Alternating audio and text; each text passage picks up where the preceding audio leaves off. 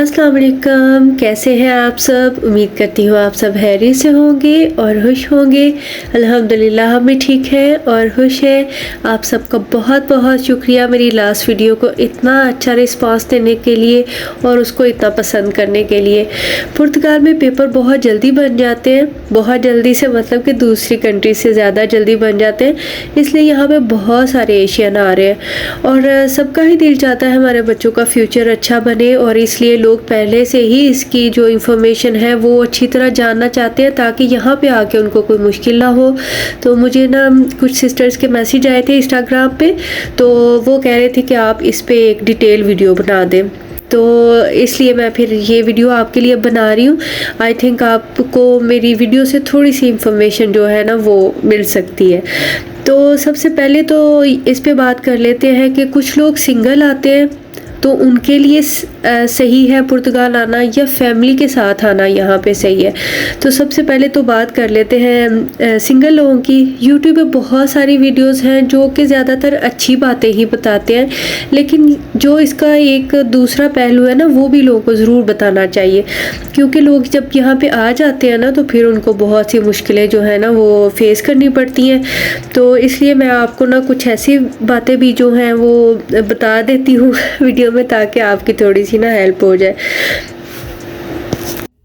जो सिंगल लोग हैं, मैंने लास्ट वीडियो में भी बताया था कि उनका 350 तक ना बहुत अच्छा जो मंथली है उनका खर्च वो हो जाता है। उसमें सारा कुछ इंक्लूड होता है, बेड स्पेस होती है, बस उसमें जस्ट बेड भी होता है, मतलब एक गद्दा चादर और सराहना, ये नहीं कि पूरा रूम देते हैं।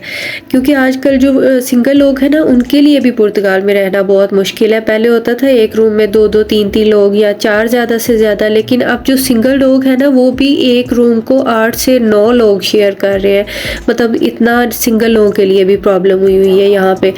तो लेकिन नहीं, ऐसा नहीं है कि हमेशा ऐसे ही रहता है। जाहिर है वो 1-2 साल मेहनत करेंगे तो फिर वो आप अपने लिए अच्छा सारा कोई इंतज़ाम कर सकते हैं। ऐसा नहीं है कि हमेशा ही वो ऐसी लाइफ गुजारते हैं। तो मेहनत करने से क्या नहीं हासिल हो सकता है। और दूसरा, जो लोग अपनी फैमिली के साथ ही पुर्तगाल में आते हैं, ज़ाहिर है डायरेक्ट तो पुर्तगाल आ नहीं सकते ना, पहले किसी और कंट्री में जाना पड़ता है।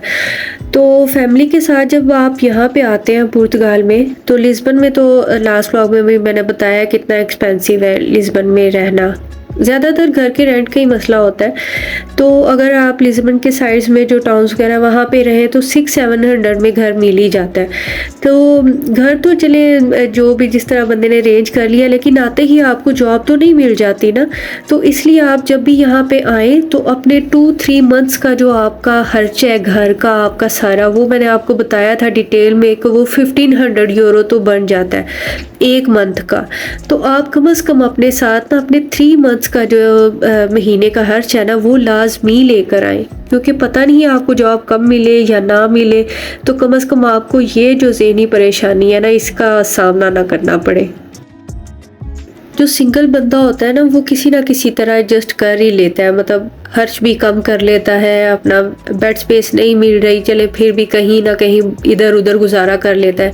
लेकिन जब आपके साथ फैमिली होती है ना तो फिर आपके पास अगर पैसे भी नहीं हो तो फिर यहाँ यूरोप में बहुत मुश्किल हो जाता है, ख़ासतौर पे पुर्तगाल में, क्योंकि यहाँ पे लोगों की पे भी खुद ही इतनी कम है, 760 शायद पे है। तो इतने में तो इंसान का अपना गुजारा बहुत मुश्किल से हो रहा होता है, तो कोई कितनी देर किसी को अपने पास रख सकता है। तो इसलिए आप जब भी यहाँ पे आए तो अपना बिल्कुल सारा जो इंफॉर्मेशन है, आगे रहने का इंतज़ाम, अपनी सेविंग इतनी लेके आए कि आपको किसी का मुंह ना देखना पड़े, आप आसानी से सारा कुछ फैमिली के साथ एडजस्ट कर सकें। ज़ाहिर है आप फैमिली के साथ रहेंगे तो अगर 600-700 भी आपका रेंट है तो आपकी जो ग्रोसरी है वो 300 तक तो लाजमी हो जाती है। 200 आपके बिल्स वगैरह में चले जाते हैं। 30 यूरो लगा लें आप सिलेंडर का, और 30 यूरो में ही यहाँ पे बस का कार्ड टॉप अप होता है, जो कि आपके लिए बहुत ज़रूरी है, इसके बगैर गुजारा नहीं है। क्योंकि आपने कहीं भी जाना है तो ज़ाहिर है बस से ही जाना है। टैक्सीज़ वगैरह यहाँ पे ऊबर इतना ज़्यादा लोग यूज़ नहीं करते, सारे बसेस वगैरह ही यूज़ करते हैं, और फिर आपके लिए नेट भी ज़रूरी है।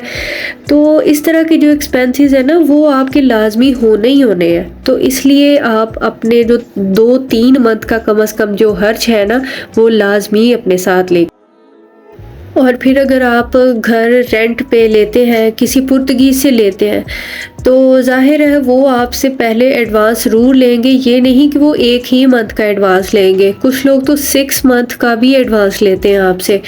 तो आप सोचें कि 700 यूरो अगर आप रेंट दे रहे हैं तो 6 मंथ का आपको कितना एडवांस उनको देना है। फिर आप सोच लें कि यहाँ पे अब जो यूरो है पाकिस्तान में उसकी प्राइस है 330 आई थिंक। तो इस हिसाब से आप अपना पूरा हिसाब कर लें, उस हिसाब से आप अपने साथ सेविंग ज़रूर लेके आएँ ताकि आपको यहाँ पे आके ना किसी मुश्किल का सामना ना करना पड़े। और जब आप यहाँ पे आते हैं तो ज़ाहिर है आपने घर लिया है तो फिर उसमें कुछ सामान की भी ज़रूरत होगी। ज़्यादातर सामान होता है फ्रिज वगैरह, वॉशिंग मशीन और इस तरह की चीज़ें, लेकिन फिर भी ज़ाहिर है फैमिली साथ होती है, आपको बहुत सारी चीज़ें लेनी ही पड़ती हैं। तो ऐसा नहीं है कि आप बस थोड़े से 2-3 महीनों का खर्च जो है वो साथ ले आएँ और फैमिली के साथ आप यहाँ पे आ जाएँ। तो ऐसा आपको अगर आप करेंगे तो आपके लिए यहाँ पे आके बहुत सारी मुश्किलों का सामना हो सकता है। तो इसलिए आप लाज़मी अपने साथ थोड़ी सी सेविंग लेके आएँ ताकि आपको यहाँ पे कोई मुश्किल ना हो। और मेरे ख्याल से तो ना आपको फैमिली के साथ नहीं आना चाहिए अगर आपके पास सेविंग नहीं है। आप अकेले आए पहले, यहाँ पे 2 साल आप काम करें। और पुर्तगाल में ये है कि पहला कार्ड जो है ना रेजिडेंसी कार्ड वो 2 साल में मिल जाता है। तो आप काम करें खुद यहाँ पे रह के। इंसान शुरू में अकेला हो तो हासी मुश्किलें भी हो तो इंसान बर्दाश्त कर ही लेता है, अगर फैमिली के साथ ना हो तो आप खुद काम करें यहाँ पे 2 साल, इतने पैसे कमा लें कि आप अपनी फैमिली को सपोर्ट कर लें। तो फिर आप 2 साल बाद अपनी फैमिली को यहाँ पे बुलाएं आके, ताकि आपने अब उनके लिए घर का अरेंज भी किया हो, आपके पास थोड़ी सी सेविंग भी हो गई हो। तो फिर आप और आपके बच्चे और आपकी फैमिली एक हैप्पी लाइफ गुजार सकते हैं पुर्तगाल में। और जब आपके बच्चे यहाँ पे आ जाएंगे तो फिर जाहिर आप सबको ही पता होता है स्कूल की बेस पे यहाँ पे रेजिडेंसी कार्ड उनके बन जाते हैं, बच्चों के भी। तो जो केयर टेकर होते हैं उनके भी जल्दी बन जाते हैं। तो आपके बच्चों का जो फ्यूचर है ना वो सिक्योर हो जाता है। आप कहीं भी दूसरी कंट्री में फिर मूव भी हो सकते हैं।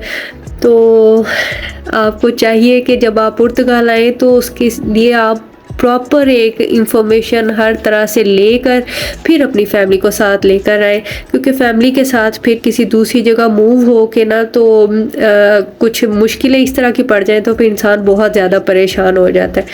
तो आई होप आपको मेरी इन्फॉर्मेशन थोड़ी सी अच्छी लगी होगी। अगर अच्छी लगी है तो वीडियो को लाइक करें, चैनल को सब्सक्राइब करें। मिलते हैं नेक्स्ट व्लॉग में, तब तक के लिए अल्लाह हाफिज़।